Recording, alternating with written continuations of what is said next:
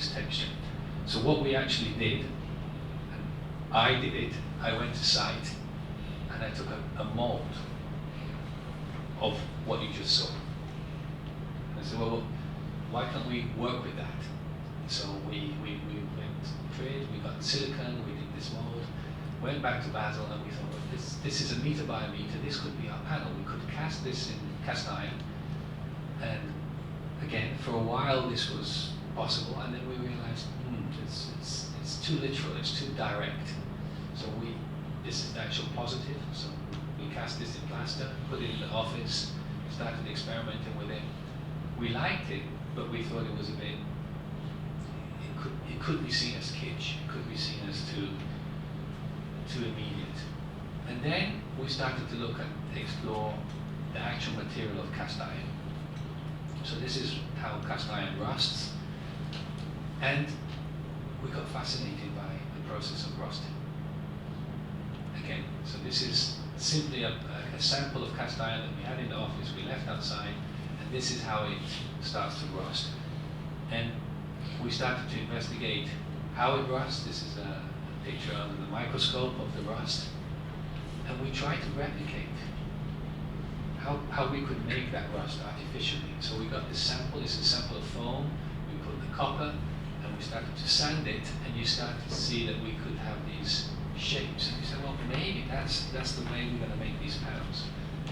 And although this was useless, that we never used this system, it was what allowed us, made us realize that actually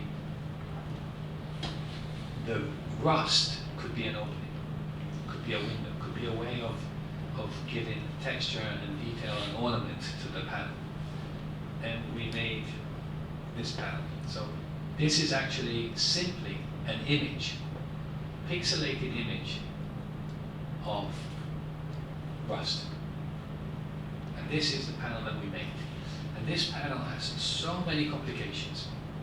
It had to be, so these are openings where you can look out. It had to be one panel. The same panel had to look different. So each one of these panels can rotate in any given way and match. So this side can match the other.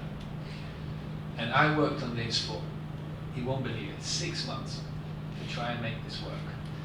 And you can see that I'm going crazy. The patterns that look like rust is actually Spain, Portugal, and Switzerland. Nobody knows this in the whole, not even Jacques Herzog knows this, because we were bored. So we started to design this. And here you see the panel. So this was flat, and then we decided, well, we need a small topography, so we started putting contours of 1 millimeter so that the panel wouldn't look flat. And here you can see, and another thing that we were really scared with the panels is that we would get a straight edge. We kind of, the whole office of Hansen Demeron is obsessed with not having straight edges because it would look like paneling. We didn't want it to look like paneling. So actually it's all kind of like rough cut paper. And then here is a diagram that this is really difficult. One panel can be translated 4 times, turn around, rotated, and then a system of 4 can be rotated again, and that generates something that looks completely like random, but it's one panel because we couldn't afford any other. This is clever. This is before Grasshopper. This is mental. And here you can see the image, and you can see the edge, and here you can see how it matches, right? And then you can see the panel, and this is simply Photoshop, simply an image that we got photoshopped, and then you can see what it would look like from the back. So these would be the panel looking out towards the park. These are the mullions, the structural mullions of the window. And again, a team of 4 people, no specialist in window systems or anything. And we spoke to the guy who was casting the and he said, well, the easiest way to fix it is that if we have these like small tentacles, these small points, right? And you could turn them around, and you could fix each one, and then simply by gravity, it would lock in. Each one of these panels weighs 60 kilos. The solid ones without any perforations weigh 150. So 60 kilos of weight is probably the weight of you guys, 60 kilos. I'm a bit heavier. Lock into place. And then so you can see here, these are solid panels. These are the perforated panels. This is the restaurant. And these are the elevations. Right. So whenever we had a program, we would have perforated the staircase, and otherwise we had solid.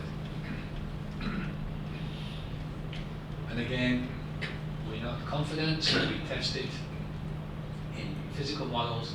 This is a beautiful model that we made. This is actually acrylic that we printed, and we superimpose. We show the mullions, we show the structure, and we show how the light would filter in. This is a picture of the library to show how beautiful patterns would then create an atmosphere inside the library. The client then wanted to see some samples. They came to Basel. So this is the Basel office, the meeting room, and then we made it. This is a half model in wood that we made, and then we replicated it simply on film to show them what it would look like. And this was the clincher. This is film. Probably cost no more than $200 to print. But this was what clinched it. The client loved this. The client could relate. All of a sudden, rust was not something that he hated. It was something that, oh, this could be amazing. If we could be in this space, looking out and replicating it here. And then we went to make it. So we milled it out. So we made the formwork. Each of these. These are the small openings, the matrix of openings. So it's like 10 millimeters by 10 millimeters to let more light in. So we made it. And this is the positive that you need to make the negative. And then this is the first panel that came out. And it came out looking like this. This is when you cast it straight out of the, once it's cast, you take the sand away, and this is what you get. This is me in 2004. It's a long time ago. But the amazing thing is that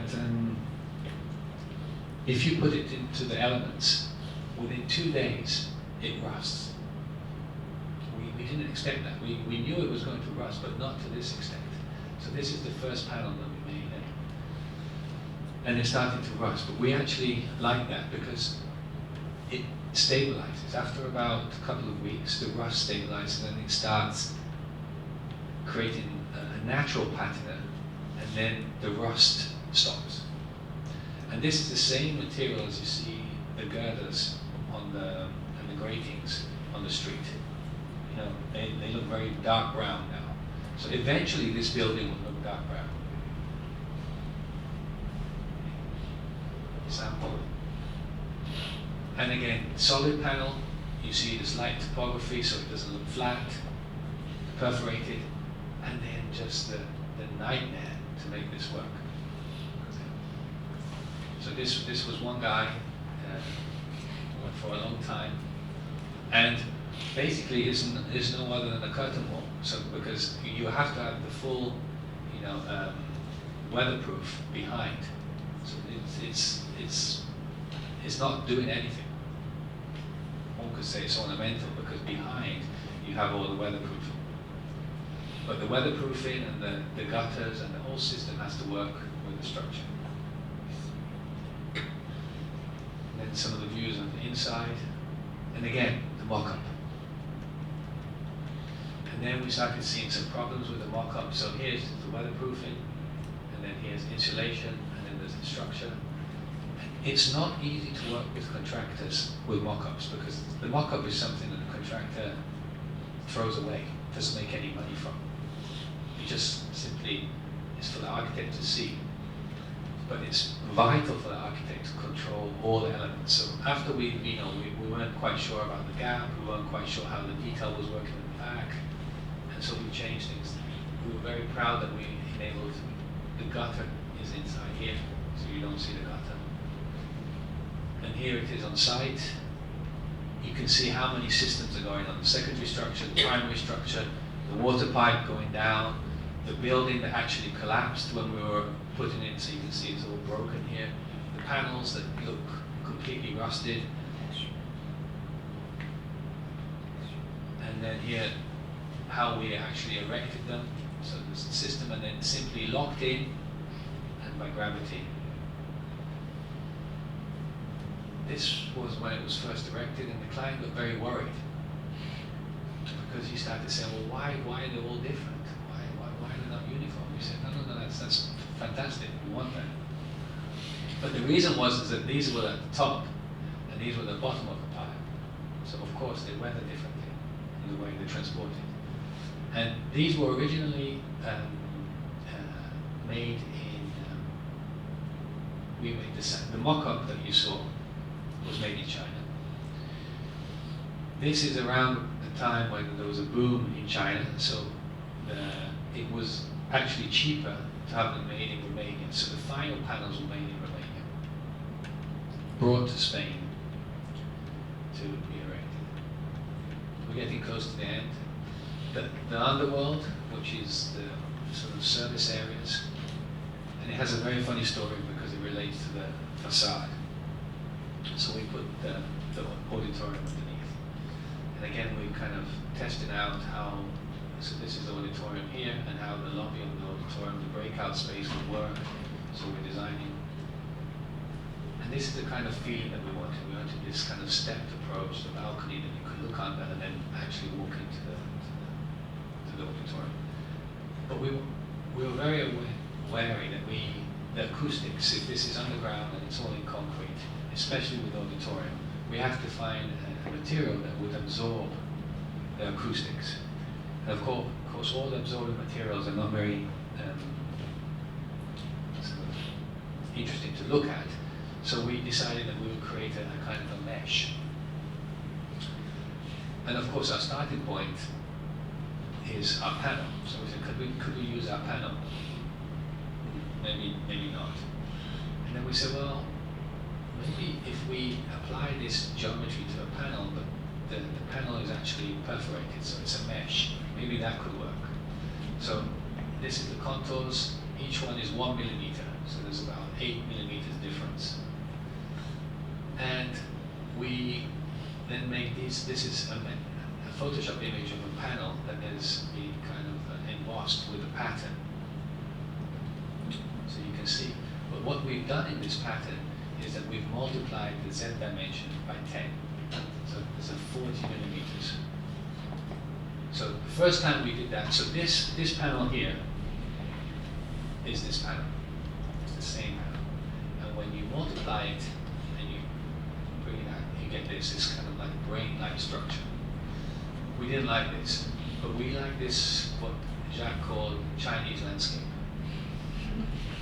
And this was with a less, I think, multiplied by 5, but it creates this pattern. And then from this pattern, we emboss this onto a mesh.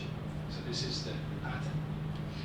And again, in order to do this, because we're doing it from first principle, we make a model. Right? So we physically make this, laser cut all these pieces out, make a model, make this kind of landscape, and then from that, this is the positive, and then we take the positive and the negative, and what do? Put a sheet of metal inside, and we press it. We take it to a company, and here you can see this company, and what comes out is something like this. Of course, this is not perforated, this is a lead sheet, but then they said, well, actually, it's amazing. And then we did it with another perforated and non-perforated panel, again embossing it. And then we had to figure out, once we had it, and once we had the metal mesh, how on earth we were going to control all these junctions. So that was another nightmare. And then here you see the final panels on site. This was actually on the construction site, so you can see turning corners. And the beauty about this is that it's 80% transparent. So 80% of the sound goes through, can be absorbed in the back, and so you wouldn't see the variable acoustic system that we had at the back. Here you can see there's a solid wall behind, or there's a glass door, so there's a kind of, you see the material. A very dark picture, but it creates this moonscape. And so this is the perforated panels of the auditorium below ground. And what I'm very proud about is that it's actually following the same design principle. We invented it at the beginning, and we stick to it all the time. You can see the auditorium, the stairs here where the chairs would be, the stage, and the material at the back that could vary. So there'll be an absorbent material that come up and down according to the performance. Finally, getting close to galleries. Galleries are very simple, no structure. Based on this coffer ceiling, and this coffer is actually beams, so it would allow different exhibitions. It would allow smaller exhibitions. We had a huge problem with this, you see here, and it's funny because we created this model and we lit it from above, and we had the same problem on site. This is a really big problem for galleries, how these shadows are cast by light. And then the core, the main circulation, and I don't know if you've noticed, but every part of the building is angular. There's a right angle, there's another curve or a soft part about it. And when we were designing this staircase, this is myself and my Mexican friend Carlos, we said, well, actually this could be a monolithic, smooth transition. So we wanted, this is the top of the staircase which lets the light in, and we created this handrail, like a white monolithic concrete that could go all the way down. So, you know, in a way you could, very tactile, you could follow this handrail, take you up all the way, and it was somehow soft, organic. And here you can see the models that we made in order to test it. And here it is on site. And the whole, it's white concrete, very, very expensive. It's got marble sand, marble particles inside. And the whole thing had to be cast in situ. This is the problem of the lights again, with the coffers, with the galleries. Again, this is a mock-up on site. It's not a real one. It's me. The windows, most of that's the concrete wall, the post-tension wall, and then the dry lining on top of it. The green wall, and I think the green wall is interesting because it's something that we added at the end. It was very much a political gesture that the client wanted to do to show a kind of a gesture of goodwill to the mayor. And we contacted Mr. Blanc. Mr. Blanc is a specialist in green walls. He patented this system, and the system is incredibly simple. And so this is our first attempt, and you see how obsessive we are. We've still got the rust panels, and then it gets even worse. And then you see this is what. And one of the things that we had to do was we had to create the neighbor, who of course wasn't happy about this green wall, didn't allow us to touch into his wall. So they had a party wall, but they didn't want to share it with us. So then we had to create a new structure for the whole wall. And then this is an amazing thing that Blanc does. So this is his drawing. And this is simply the Latin names of all the plants. And the reason how he designs it is that he's thinking of different plants and how they will blossom. So he's thinking about the colors and different periods. And this is how he designs it. And it's a drawing, it's an annotation, it's names. And then you can see the kind of absurdity. This green wall, the actual plants cost something like $100,000 US. And the structure costs more than $1 million. It's crazy. Absolutely crazy that we had to build this, but the people next door didn't want to share it, so you can see we had to build that. And here you can see it on site, and it has a felt. And you can see inside the felt there are tubes that go up, and then there are these points where the water comes out, and then the whole system is fed with the nutrients. So it's a very, very primitive system. Felt, you staple, there's no earth, you staple the plant onto the felt, and then you irrigate the felt. These are the plants that he buys. This is his assistant. He comes, and you see, simply staples. That's a staple gun, industrial, and he staples that plant. And there is Mr. Blanc, my Mexican friend, and we're on site. And you won't believe it. This whole wall, this whole system is reliant on that cord that is then reliant. So it's finished, right? The whole wall is finished. It's a long weekend, what they call in Madrid the Ponte. So you have Friday, Saturday, Sunday, Monday off, so we all go away from the site. Some site managers are still there, security guys, and of course his mobile phone dies. So what does he do? Takes this out, puts his mobile phone, charges it. It's a 4-day weekend, everything dies.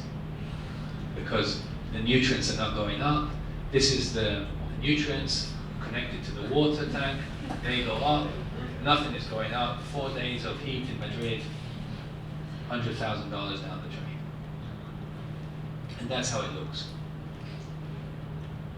And I think now that you know what the drawing looks like, and you see what the output looks like, it's amazing how this guy thinks. Finally, I just want to show you some construction works. I think the contractor who built this said he's never and never will in his life see a site like this. We had to demolish the whole thing inside. We had to brace the outside. We had to drill through the existing in order to put structure to retain it when we took away the bottom. I don't know if you realize here, this is a hovering wall. This is temporary structure. These are piles that go down, and then these piles will eventually be lost inside the concrete slab. You can see that's the wall. You can see it's perforated here. That's the structure in order to keep it. And now from -2 we start going up. Every time we brace in because it might collapse. Here you can see the core, and slowly we build it up. And then these are the piles to keep in the wall, and then these will get lost inside the slab. You see, it's not an easy. And here you start seeing the reinforcement for the precast, and for the post-tension wall here. The windows are not filled in yet. Slowly going up. And then here you can see, because there's no space, everything comes to site and then this is so dangerous. But there's nothing we could do, there's nothing, and it was extremely dirty, extremely difficult. Every time that Pierre Demeron used to come on site, he used to have a heart attack. Imagine he's Swiss, used to construction sites in Switzerland and Germany, and he sees this. Bits hovering on top of a beam that's not finished. This is when we broke through, so this is where the petrol station was, and you can see the piles close to the end.